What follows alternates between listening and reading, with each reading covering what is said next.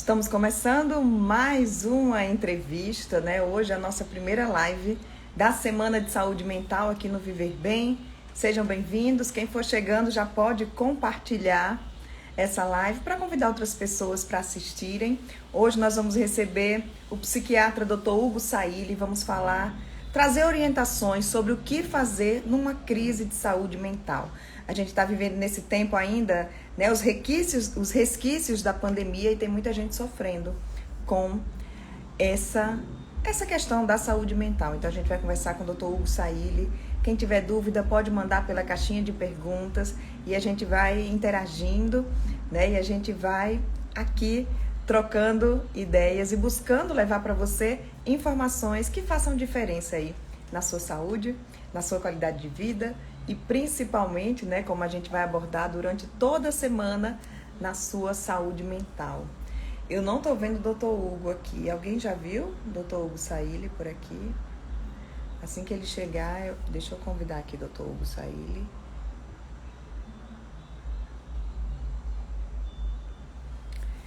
E se você tiver dúvidas, né, sobre esse tema de hoje, durante a semana inteira teremos lives. Amanhã, 6 horas da noite, nós vamos conversar com o psicopedagogo Neri Adams sobre neurofeedback. O neurofeedback nessa questão da ansiedade, da depressão. Vamos ter também amanhã a psicóloga da mulher, a Ana Paula também. Vai ser muito bacana. Então, a semana inteira a programação está disponível aqui nos destaques dos stories e você pode conferir tudo. O Dr. Hugo já chegou, deixa eu convidar aqui o Dr. Hugo para participar. Já encaminhe o vídeo. Ó, Dr. Hugo tá só aguardando, ele tá chegando. Dr. Hugo? Para mim tá travado aqui ele.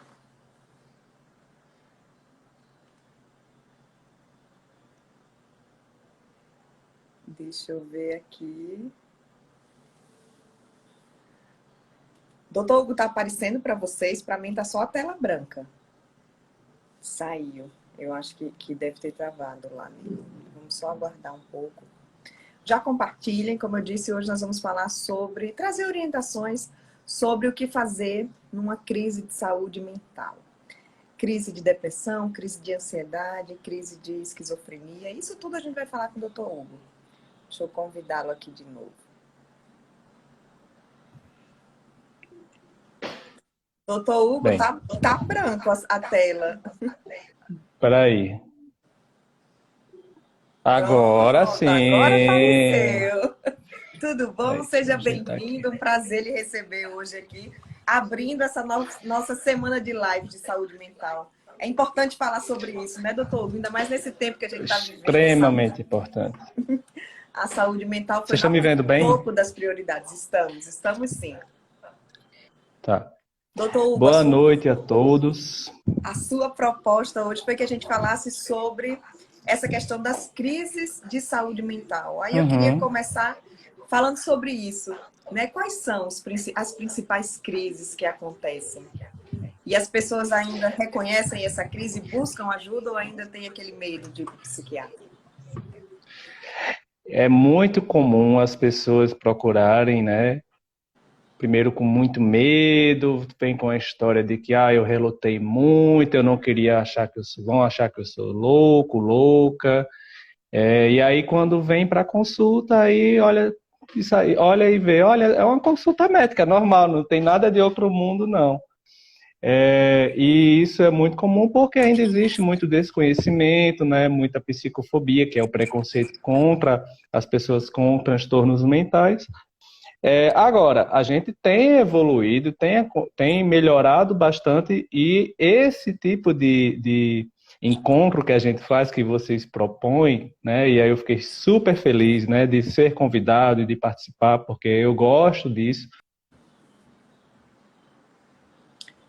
Para mim ficou sem a gente áudio. vai combatendo. Oi, tá me ouvindo? Voltou. Sim. Pronto. Então, problemas técnicos acontecem até na Globo. Verdade. A gente, quando vai discutindo isso, a gente vai desmistificando, né? esse tipo de medo que as pessoas têm, de preconceito, e muitas vezes o medo vem justamente da falta de conhecimento. Então, a gente está aqui trazendo conhecimento, né, oferecendo informação de qualidade para as pessoas entenderem melhor se, porventura, se verem numa situação difícil dessa. Quando eu falo em crise, a gente pode imaginar, né, tanto algo muito drástico, né, que as pessoas imaginam que precisa de uma internação, quanto mais tem crises que são coisas mais do dia a dia, né? Eu estou numa crise de estresse, eu estou numa crise ansiosa, e isso tem me gerado, né, sintomas mais intensos, que estão me atrapalhando muito meu dia a dia. Isso é uma crise, né? Nem toda crise psiquiátrica vai precisar de internação. Eu ia perguntar exatamente isso. Por exemplo, uma pessoa que tem depressão, essa pessoa já está sendo acompanhada, quais são os sinais de que agora piorou, que agora é uma crise, que ela precisa buscar ajuda nesse momento? Principalmente quando ela não tem apresentado a melhora necessária, né? A melhora que hoje em dia a gente consegue oferecer com tratamento medicamentoso, psicoterápico. Tratamento de um quadro mental sempre é multidisciplinar, né? Sempre vai precisar do envolvimento de diversos profissionais, mas a medicação ela é uma parte muito importante. E ela que vai, principalmente a medicação, vai fazer com que você saia dessa crise depressiva. Se eu digo, por exemplo, que se a gente pega uma situação de uma ideação suicida, né? A pessoa está com pensamentos de cometer suicídio, vontade de se machucar, ou então de machucar, que seria uma crise mais drástica, mais intensa. Então, a medicação, hoje em dia, temos medicações que vão ajudar a controlar esse tipo de pensamento mais intenso, mais difícil de lidar mesmo, sabe? E aí, junto com as outras terapias que vão fazer com que essa pessoa que está nesse sofrimento psíquico muito intenso, ela saia com mais rapidez e volte à vida normal dela com mais facilidade.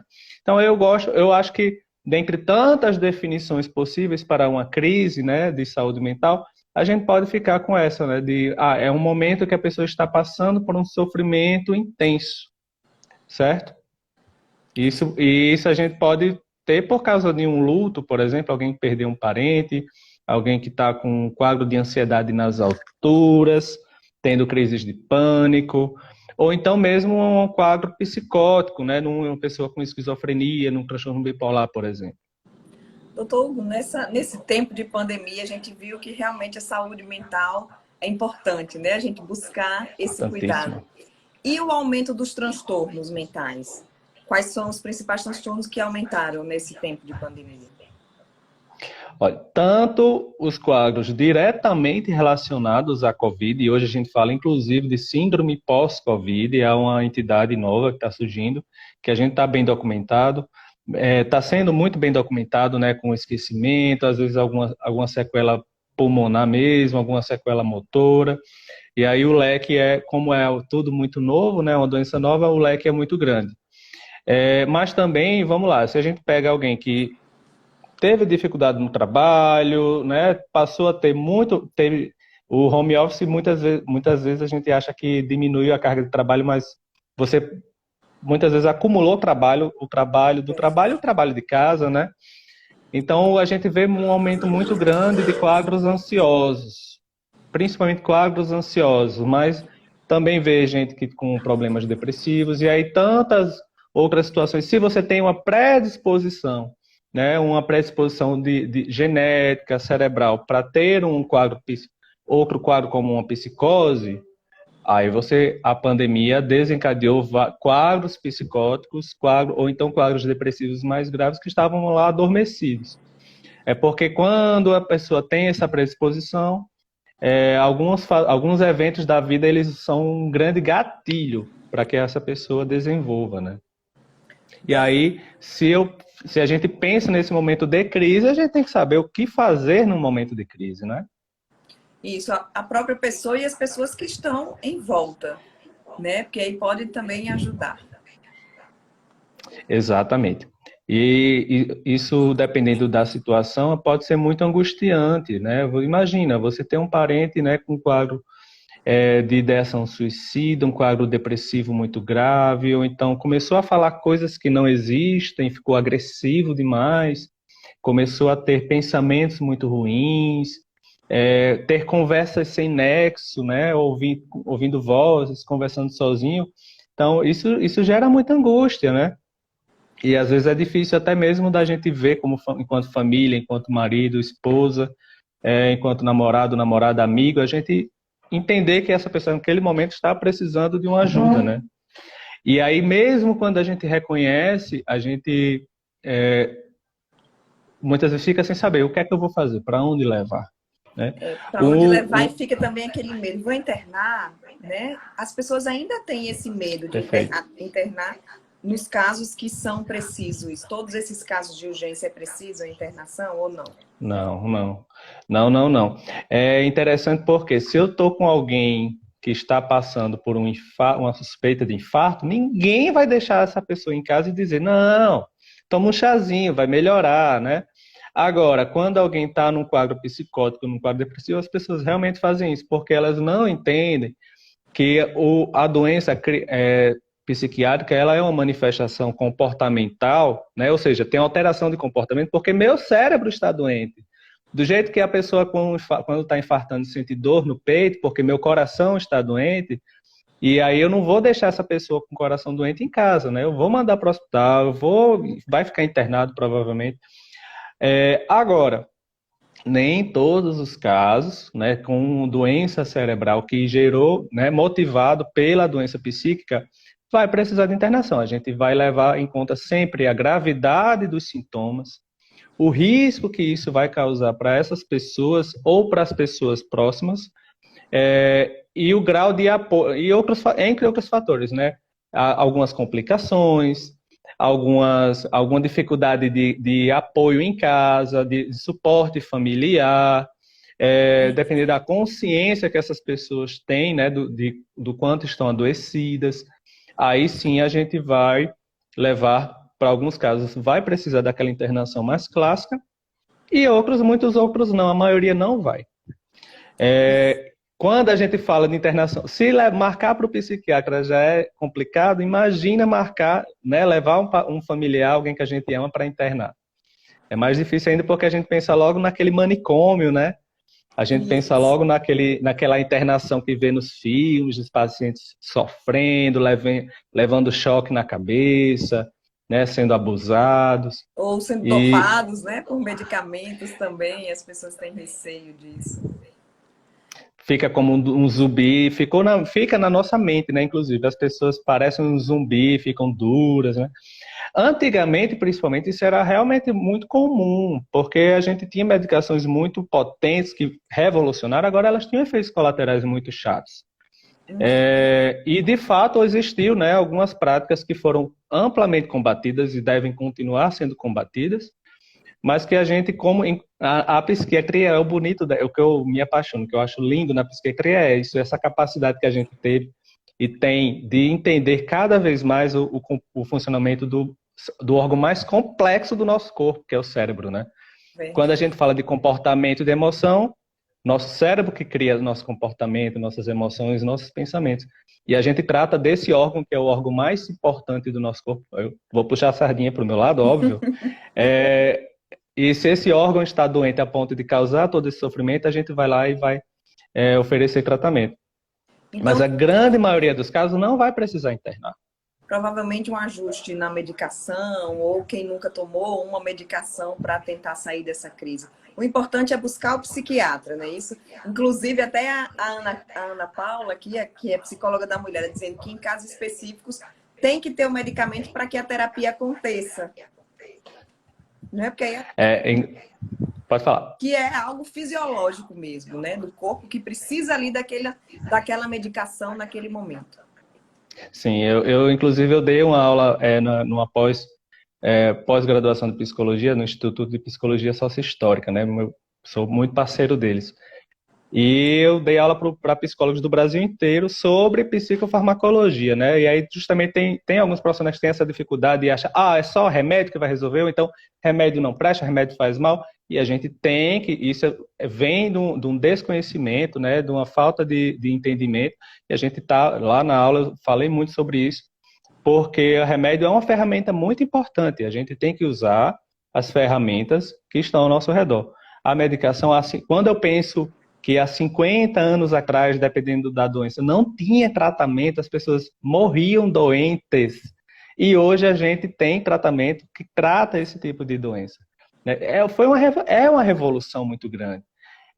Nos Estados Unidos, quando tem um dado dos Estados Unidos, né, depois que surgiram as primeiras medicações psiquiátricas, você tinha mais de 20 milhões de pessoas internadas em hospitais psiquiátricos. E esse número, ao invés de aumentar, com o tempo que a população aumentou, esse número caiu vertiginosamente para 5 milhões, por exemplo.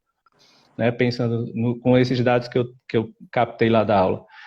E aqui no Brasil nós temos um dado da Associação Brasileira de Psiquiatria. Nós temos o mais recente que eu captei, nós temos cerca de 23 milhões de pessoas com adoecimento mental mais sério, 5 milhões de pessoas com adoecimento mental muito grave, né?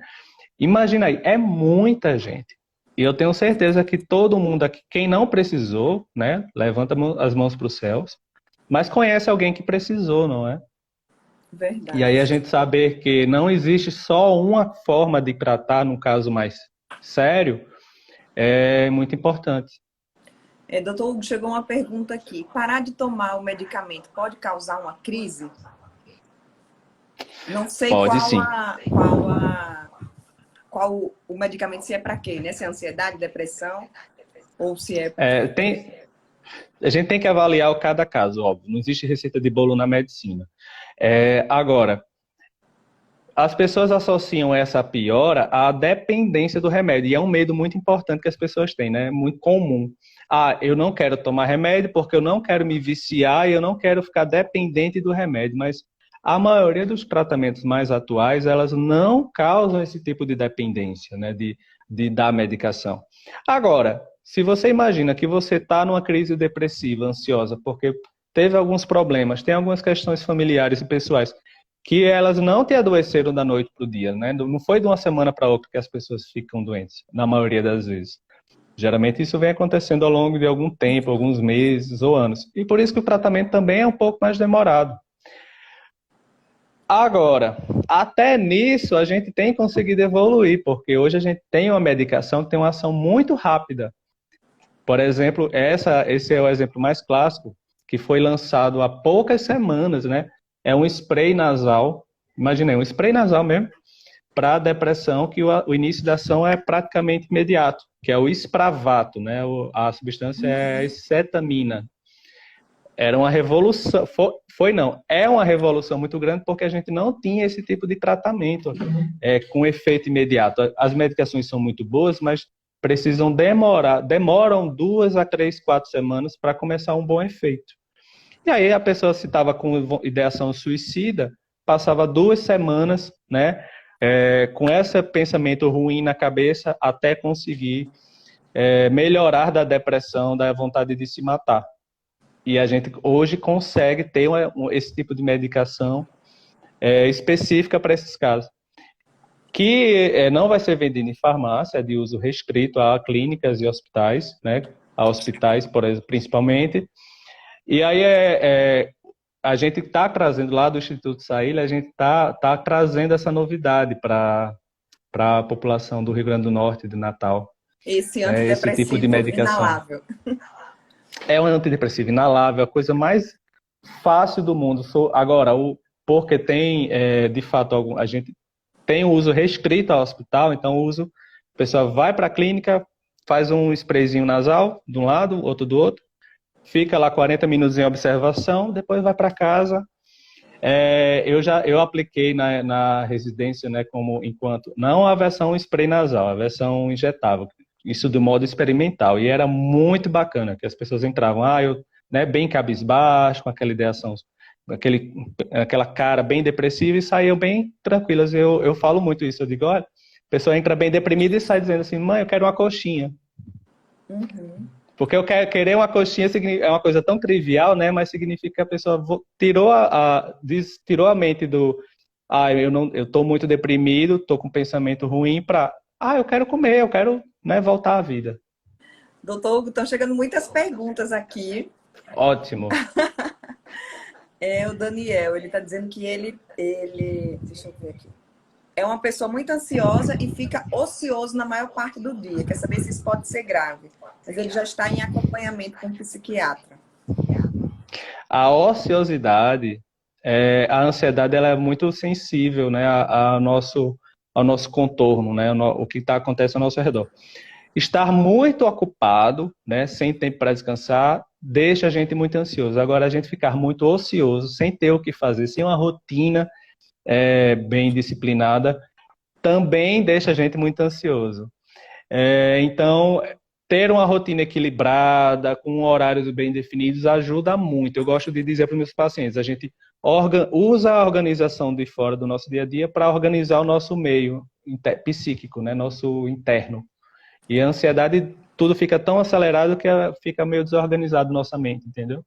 Então é algo importante, Daniel, ter uma rotina. E aí você pode se ocupar com coisas que te tragam prazer. Não estou dizendo que é só, né, muita responsabilidade, coisa ruim, não.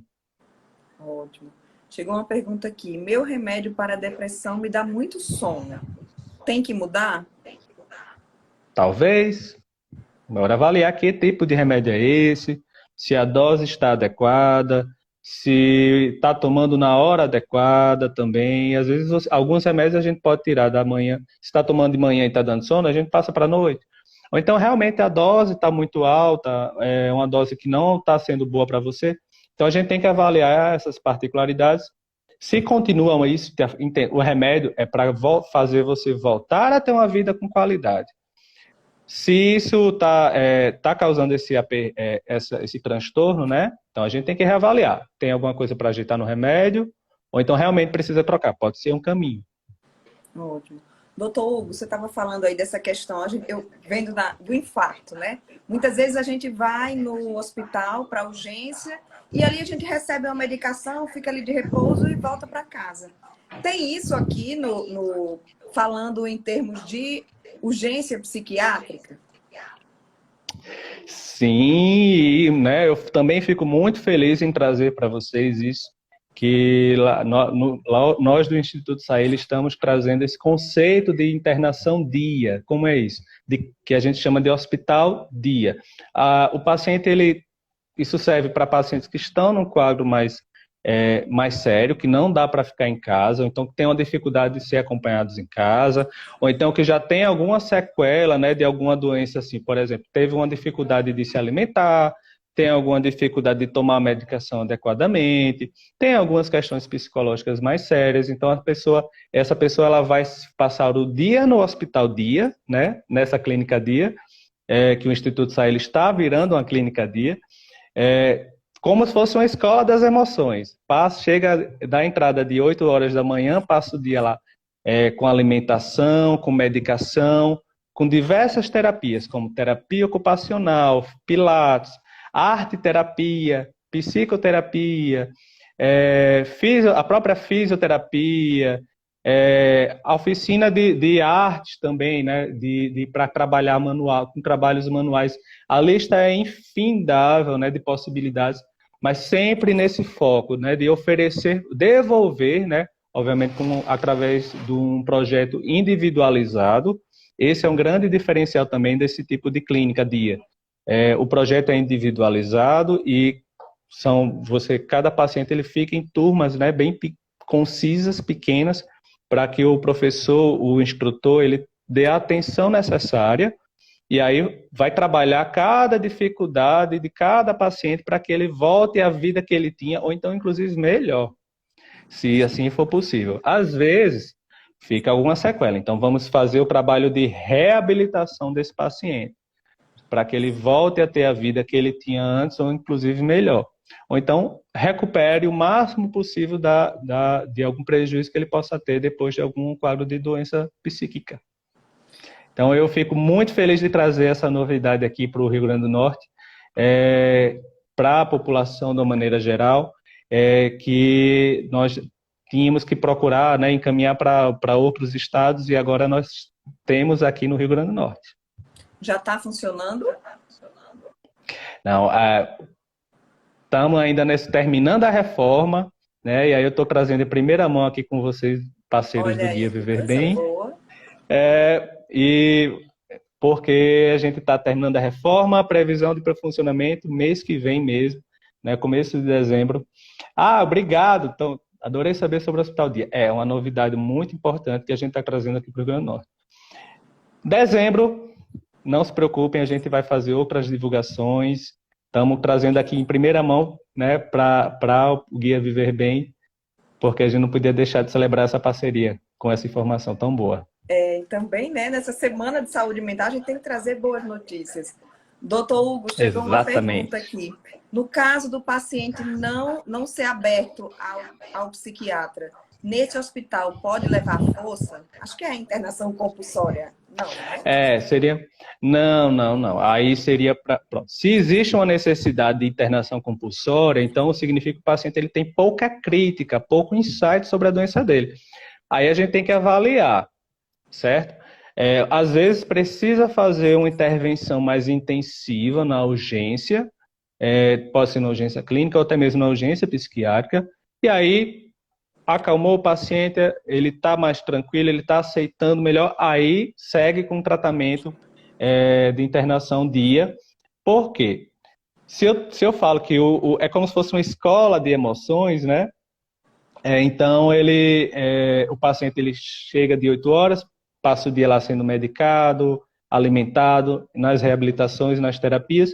5 horas da tarde, volta para casa, dorme em casa, ou seja, eu não tirei o paciente de perto da família, eu não tirei o paciente né, do ambiente que ele gosta. Na verdade, eu vou trabalhar, né, com a família, com os amigos, com os objetos de casa, para que ele possa recuperar a autonomia dele o máximo possível, né, a independência dele o máximo possível. Chegou mais uma pergunta. Mas aí não... Pode perguntar. Na verdade, tem várias perguntas, muitas sobre medicamento, doutor Hugo. Vamos lá. Não, essa pergunta aqui dependência química é um transtorno mental e pode ser tratado no Hospital Dia? Sim, com certeza. A dependência química é um tipo de doença psíquica e, inclusive, muitas vezes não é fácil de tratar porque ela tem muitos fatores, a gente precisa de medicação, às vezes precisa realmente... nesse momento, lá no Instituto Saíli, a gente tem que ter outro tipo de suporte, que aí, agora, nesse momento, a gente não vai poder receber esse tipo de paciente lá, porque envolve tem outro tipo de regimento, de suporte, mas são planos para o futuro. Certo. Posso fazer as perguntas das medicações? Tem uma aqui.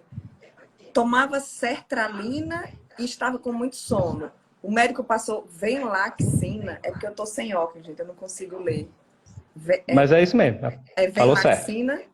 É a mesma coisa? Faz o mesmo efeito? Não é a mesma coisa. Não é que o efeito é bem parecido. É como se fosse um próximo passo. A sertralina é uma medicação fantástica.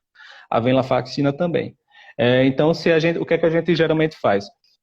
Progride as doses, né? E aí chegou lá no máximo de tolerado e não melhorou, a gente passa para uma medicação seguinte, e a venlafaxina é uma medicação fantástica. Ela tem um mecanismo de ação adicional que a sertralina não tem.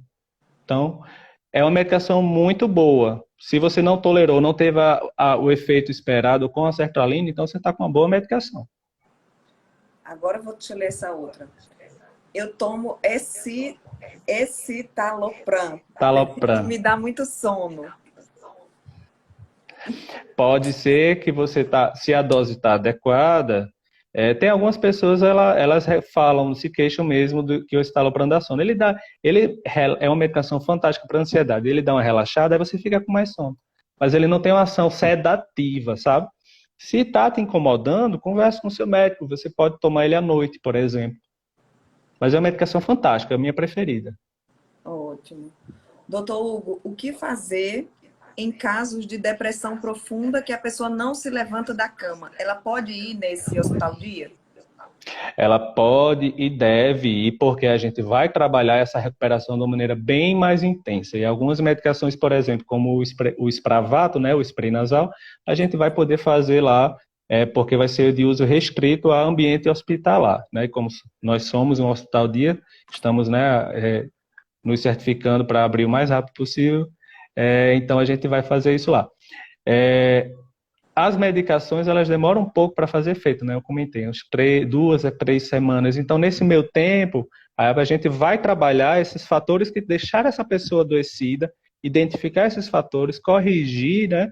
E aí também fortalecer os fatores que as particularidades, as características positivas que esse paciente tem, né? Então, se é um trabalho, se tem problema no trabalho, a gente vai, né, investigar, vai tentar fazer alguma intervenção nesse sentido. Se é um problema familiar, a gente também vai fazer uma intervenção nesse sentido.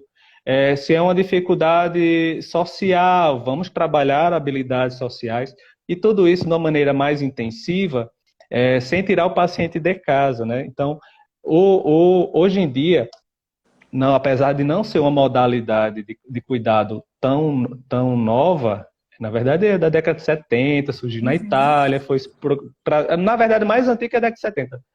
Mas aí chegou no Brasil, acho que na década de 60, foi 70, lá no Rio Grande do Sul. Né, teve um boom, depois a gente, com a chegada dos CAPs, aí o CAPS não deixa de ser um modelo também parecido de cuidado dia, hospital dia. Isso foi diminuindo e agora a gente está retomando porque viu que tem uma eficácia, uma segurança muito boa, muito boa. E aí você, né, esse paciente que é da pergunta, está muito deprimida, não quer sair da cama, vai para o hospital dia, passa o dia lá em reabilitação, com a medicação, a gente pode inclusive fazer uma prescrição mais intensa para melhorar mais rápido. Então a pessoa sai e volta para casa, se recupera de maneira mais rápida, assim. Não dá para ignorar, né? E deixar a pessoa no quarto. Eu acho que tem que pegar na mão e buscar ajudar. Leva lá no Instituto Saíli para a gente começar esse tipo de cuidado lá, porque nesse tipo de caso, esses casos mais sérios, mais graves, a ponto da pessoa não querer sair para comer, então precisa de medicação, precisa de um olhar mais intensivo. E sempre um olhar multidisciplinar, humanizado, entendendo cada particularidade de cada pessoa. Tem muita gente perguntando o endereço do hospital. Nós vamos inaugurar, se Deus quiser, né, a parte clínica inicialmente. Semana que vem, né, nós estamos ali na Avenida Xavier da Silveira, 369, em Tirol, pertinho do Midway. Logo depois da Avenida Bernardo Vieira, né, atualmente a Nevaldo Rocha, do lado da escola Maplebert. Então, super bem localizado, central, seguro, né? Bem localizado. Super central, próximo tem parada de ônibus, tem próximo, pertinho do shopping, do maior shopping da cidade. Vai ser muito bacana. Doutor Hugo, mais perguntas aqui. Eu vou fazer essa que está aqui na timeline, aqui nos comentários. Bora lá. Tem problema usar quetiapina de 12,50 para dormir de forma contínua? Olha, é uma medicação bem mais segura do que um tarja preta, por exemplo. Mas a gente não pode... O objetivo sempre é deixar você dormir sem medicação. Seria o mais fisiológico. As pessoas devem dormir sem remédio.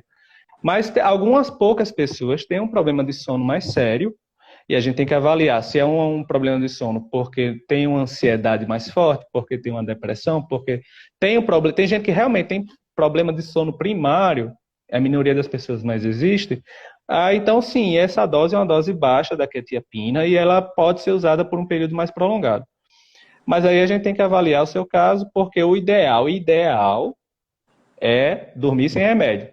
É possível? A gente tem que avaliar o caso. Esse será outro tema da nossa semana, que vai ser... Oh, travou aqui. Uma entrevista com a doutora Isadora Queiroz, neurologista e especialista em medicina do sono. E ela vai trazer várias orientações sobre essa relação, que está muito ligado. Está muito ligado. O insônia é um problema muito comum na psiquiatria de maneira geral. Doutor Hugo, para substituir a medicação, precisa fazer desmame ou pode mudar automaticamente? A maioria das vezes, aí depende da medicação, depende da dose. Por isso que eu disse, não existe receita de bolo. Tem medicações, depende do esquema que você está, é muito tranquilo. A gente pode parar hoje a medicação, no amanhã começa outra. Muitas vezes a gente tem que diminuir, né, progressivamente, fazer o desmame, e aí quando começa a próxima, começa também lentamente, para que você não tenha... Porque esse período de troca ele é um pouco delicado. Na troca que pode vir algum efeito colateral mais chato, e a maioria dos efeitos colaterais, até dipirona tem efeito colateral, viu, gente? Verdade. Tem. Então, é difícil de acontecer, mas acontece. Então, para que a gente minimize esses efeitos, a gente faz essa progressão devagar, lenta, e antes disso faz o desmame, certo? Então, é algo que se faz com muita frequência. A pergunta aqui é ela, voltou de novo. Sertralina e venlafaxina. Esse aí, doutor. Venlafaxina. Venlafaxina, pode substituir automático? Foi a mesma pessoa que perguntou. Ah, tá. Depende da dose que você está tomando, depende da dose que você vai começar. Pode, sim, depende da dose. A gente geralmente diminui de 100 para 75, 50, e depois começa com 75 da próxima. Certo. Vamos já deixar, Cid, o telefone da clínica. Pode falar aí o telefone que eu vou olhando aqui mais uma. Ah, deixa eu fazer essa.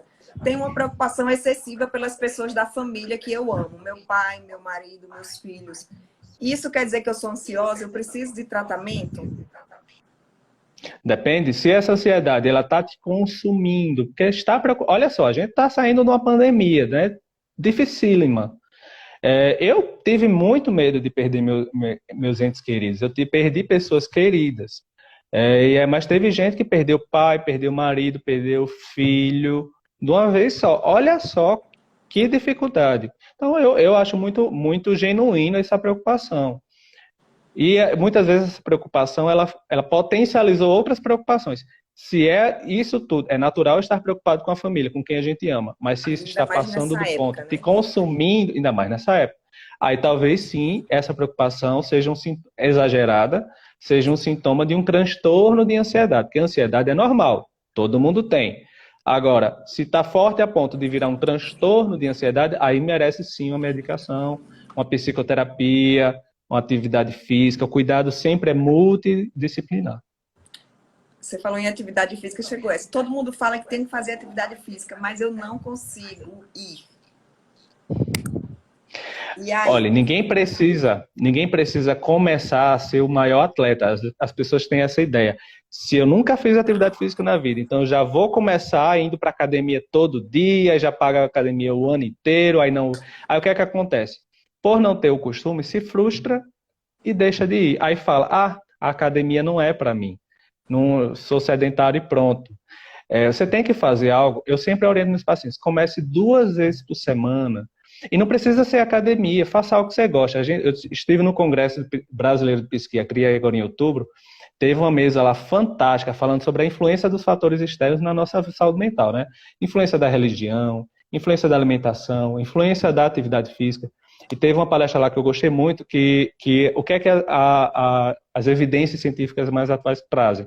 Não tem o que discutir. Quem faz atividade física regular, ela tem uma saúde muito melhor, certo? Uma qualidade de vida muito melhor.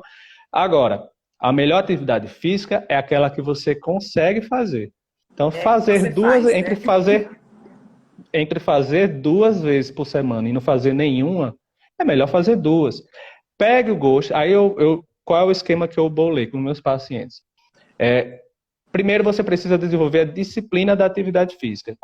Eu sempre oriento uma caminhada. Eu lembro que quando eu comecei, eu não conseguia caminhar 1 quilômetro. Hoje eu corro 10 quilômetros. Eu terminei a meia maratona, a última que teve.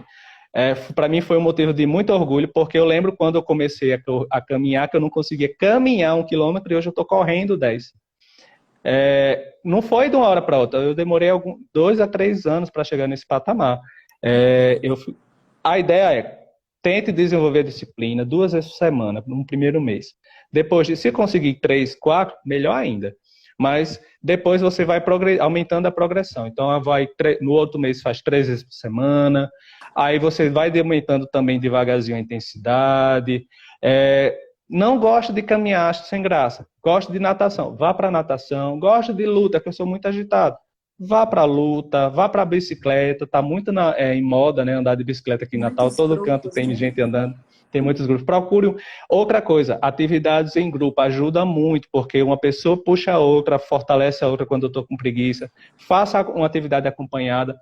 Gostar de atividade física, de esporte, a gente aprende a gostar. É um hábito que a gente desenvolve. As pessoas ainda têm essa noção que, ou eu amo ou eu odeio. Não, a gente aprende a gostar. E hoje eu não vejo minha vida sem esporte. Verdade. A Viana está perguntando qual a importância da atividade física no combate à ansiedade, se ela pode auxiliar a ponto da pessoa deixar a medicação. Sim, ela é tão importante que muitas pessoas elas conseguem diminuir a medicação ou então ficar sem medicação. Não é uma das coisas que mais aliviam, né? Quando a gente está muito ansioso, a gente tem que descarregar a nossa tensão, o nosso estresse. Tem gente que faz isso com bebida, pode desenvolver o alcoolismo. Tem gente que vai fazer isso com comida, pode ganhar muito peso. A gente pode comer, sim, para aliviar o estresse. A gente pode tomar um vinhozinho, uma cervejinha. Não pode ser a única coisa, porque senão a gente vai desenvolver comportamentos compulsivos e sofrer as consequências disso. Então, fazer uma atividade física de uma maneira saudável, regular, aí todo mundo sabe, né, que traz benefícios para coração, para o cérebro, para pulmão, para tudo. E a nossa qualidade de vida, a nossa saúde mental fica muito mais estável, mais alivia. Eu gosto muito de fazer no fim do dia, porque eu trabalhei o dia todo, fico cansado, que a gente cansa, faço minha atividade física, volto para casa bem tranquilo, bem calmo. Toma banho e dorme. Já eu tenho que ser de manhã, porque se for à noite eu chego em casa e não durmo. Pois eu não consigo, eu tenho um problema, mulher, de acordar cedo, eu não consigo fazer nada de manhã cedinho, não. Tem que ser de noite. Então, tá vendo, como a gente vai trabalhando a particularidade de cada um, né? Para atividade física, para o remédio, né, doutor Hugo? Para medicação, né, lá na Clínica Dia. Chegou uma pergunta aqui. Comecei a tomar medicação para ansiedade, porém a minha libido foi embora. Isso é normal? Algumas medicações, elas causam, sim, diminuição da libido, dificuldade de ter vontade do sexo, ou então dificuldade de chegar no orgasmo. Hoje em dia, temos medicações que não causam isso, ou então que causam isso de maneira bem diminuída. Geralmente é no começo do tratamento, e aí, à medida que a gente vai progredindo no tratamento, fazendo um ajuste de dose, ou então associa uma medicação que neutraliza esse efeito. Então, a gente tem como você ter uma vida saudável, porque quando a gente está na crise, a gente quer melhorar da crise, né? Mas aí, quando a gente saiu da crise, a gente quer namorar. E namorar é importante. É uma parte importante da nossa saúde. Mental, né? Faz muito bem para a saúde mental, para a pele, para tudo. Então, você tem que ter qualidade de vida, né? De ter um relacionamento saudável, com satisfação para você e para o seu companheiro ou companheira. Então, isso é muito importante, sim, e a gente tem como resolver isso, se é a medicação que está causando, tá? Doutor Hugo, mais uma pergunta. Minha filha tem transtorno bipolar e às vezes só falta me enlouquecer. O que eu faço? Provavelmente, será que está bem controlado? O transtorno bipolar, ele muitas vezes é um transtorno desafiador. Mas aí a gente tem que avaliar só falta me enlouquecer. Então, imagine que sua filha deve estar com uma instabilidade do humor muito grande. Então, provavelmente tem o que ajustar no tratamento dela, certo? O transtorno bipolar, muitas vezes ele pode ser um quadro muito delicado de tratar, porque a pessoa mantém essa instabilidade do humor, essa dificuldade, né, de controlar, e isso vai gerando impacto no familiar, né, impacto no trabalho. Tudo isso a gente pode e deve trabalhar no cuidado do Hospital Dia. Certo. Chegou mais uma pergunta aqui. Doutor Hugo, tenho TPM, tenho certeza que vou precisar alguns dias do Hospital Dia. Doutor, pois, pode, tem todos os dias medicação para TPM? Essas mulheres que sofrem muito na TPM, elas podem recorrer à medicação, não pode, para amenizar esses Pode efeitos? sim. Pode sim. E tem algumas medicações muito eficazes para controlar. Tem o transtorno de... Não, deu branco. Só porque eu estou ao vivo, aí eu não vou lembrar do diagnóstico. É a TPM. É porque eu tenho o diagnóstico psiquiátrico, ele tem um termo específico que, só porque eu estou ao vivo, eu não vou lembrar. Mas a gente trata, sim, com medicação antidepressiva e tem uma ação fantástica, certo? Toma Obviamente, contínuo ou a só gente tem na que época da crise? avaliar. O Não, medicamento é esse contínuo tipo ou de só na época medicação da gera. crise? Não, se é um antidepressivo, se usa de maneira contínua, aí sendo que não é para o resto da vida. A gente faz um tratamento, um ciclo de tratamento, 6 meses a um ano, avalia, e aí avalia também os outros fatores, né? Existe realmente uma disfunção hormonal? Então vamos conversar com a ginecologista para fazer essa intervenção hormonal. Existem alguns fatores familiares, vamos fazer esse tipo de intervenção também, certo? Para tudo isso ajuda a controlar bastante. Não é para a gente estar o sofrimento faz parte da vida, não é para a gente estar nesse sofrimento intenso, né? Toda querendo matar o companheiro, a companheira, toda a crise, todo o período menstrual. Quando tomo medicação, minha libido aumenta. Isso é normal? Pode Qual ser, é daqui? dependendo da medicação que se usa, dependendo.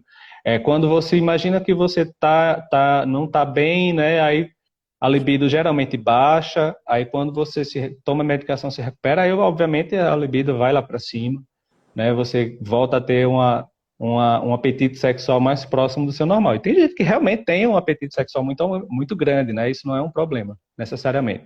Agora, em alguns casos, isso pode ser indício de que a pessoa tenha outro problema, como, por exemplo, um transtorno bipolar. Então, a gente tem que estar atento, né, para ver se esse é o caso. Doutor Hugo, fale sobre o transtorno de borderline. É mais uma pergunta. Transtorno borderline, ótimo. O transtorno borderline é um transtorno de personalidade limítrofe, ou então um transtorno de personalidade borderline. A gente tem falado muito sobre isso na mídia, teve uma participando de um reality show que tem algumas pessoas famosas que estão falando mais abertamente sobre o diagnóstico. É uma forma de lidar. Quando eu falo de personalidade, é a maneira que eu lido com o mundo. E às vezes essa maneira que eu lido, eu aprendi a lidar, eu fui formado a lidar, ela é uma maneira mais adoecida. Uma das formas de estar adoecida é um transtorno de personalidade borderline, em que há uma instabilidade das relações, do humor. É aquela pessoa, popularmente, é o que as pessoas dizem que, fulano é bipolar, porque de manhã ela está de um jeito, de tarde está de outro, de noite já está de outro. Geralmente, esse tipo de situação, a pessoa tem, de fato, um transtorno borderline. Esse tipo de transtorno precisa, sim, da medicação, o paciente melhora muito com a medicação, mas principalmente precisa, né, para os colegas psicólogos aqui acompanhando, precisa de um acompanhamento psicoterápico muito intensivo, né? Isso gera algumas complicações familiares, complicações no trabalho, e aí geralmente são pacientes que vão precisar muito do hospital dia, de estarem lá avaliando cada complicação, cada dificuldade que essa pessoa tem, para a gente ir tratando isso e fortalecendo essa pessoa, para trabalhar cada vez mais a autonomia dela. Ótimo. A Joyce está perguntando aqui, como posso ajudar uma pessoa com transtorno de ansiedade? Com empatia, com carinho, com paciência e oferecer, né, mostrar para essa pessoa que existe tratamento, existe uma terapia psicoterápica, existe uma mudança de estilo de vida. Então, se eu tenho um problema no trabalho, né, o trabalho é um trabalho que puxa muito, me suga muito, eu não sou muito compreendido, eu não sou valorizado no trabalho, a chance de eu desenvolver um transtorno de ansiedade é muito grande. Então, a gente tem que avaliar. Quem é que vai ter, hoje em dia, quem tem o luxo de dizer que não quer mais esse trabalho? A gente tem que avaliar essa questão financeira, social também, não é? Então, isso tudo tem que entrar no projeto terapêutico singular para a gente poder saber que tipo de intervenção precisa. Agora, o transtorno de ansiedade, de maneira geral, ele responde muito bem à medicação. Certo. Só mais uma pergunta aqui para a gente terminar. Como sei, eu faço terapia com psicólogo, como sei que preciso de um psiquiatra? Se você está precisando, se você está ainda num sofrimento mais intenso, se tem algum sintoma que está atrapalhando muito sua vida, você sempre vai precisar de psicólogo. Eu sempre falo para os meus pacientes, não existe alguém que não precise de um psicólogo, porque o psicólogo é o profissional que vai te ajudar a se entender, a se conhecer, a Muitas lidar com vezes as até o coisas que próprio acontecem. psicólogo ele indica, né? Não, você precisa de uma medicação, você precisa ir a um psiquiatra. Um bom psicólogo, ele vai saber que a medicação, o colega psiquiatra, eles são pessoas, é uma classe de tratamento que é muito importante. Não existe, muitas vezes existe algumas pessoas que fazem essa confusão. Ou eu vou para o psicólogo, ou eu vou para o psiquiatra. Na verdade, a gente vai fazer uso da medicação, se for necessário, da psicoterapia quase sempre, para a gente poder avaliar os fatores que te levaram a adoecer. E a medicação, ela tira você da crise, mas o que te levou a ficar doente, principalmente é o colega psicólogo que vai avaliar, né?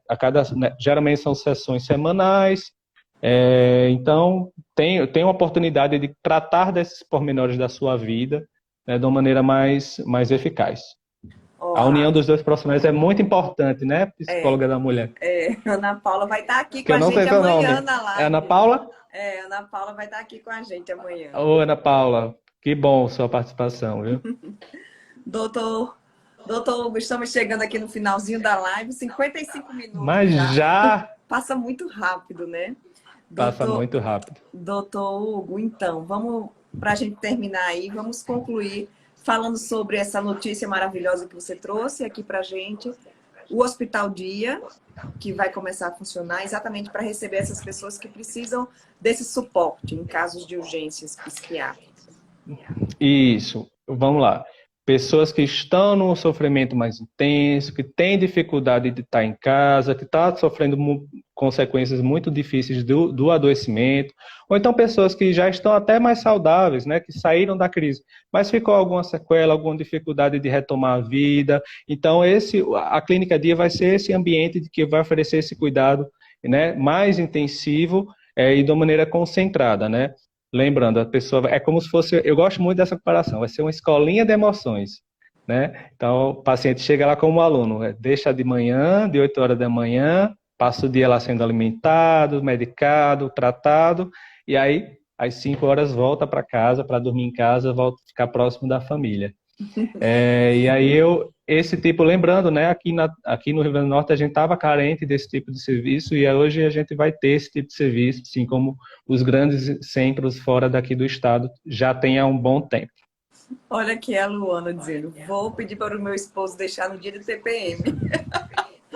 Ai, vai ser ótimo. Pronto. Você chega quietinho e depois chega nervosa e volta para casa quietinha. Volta para casa zen.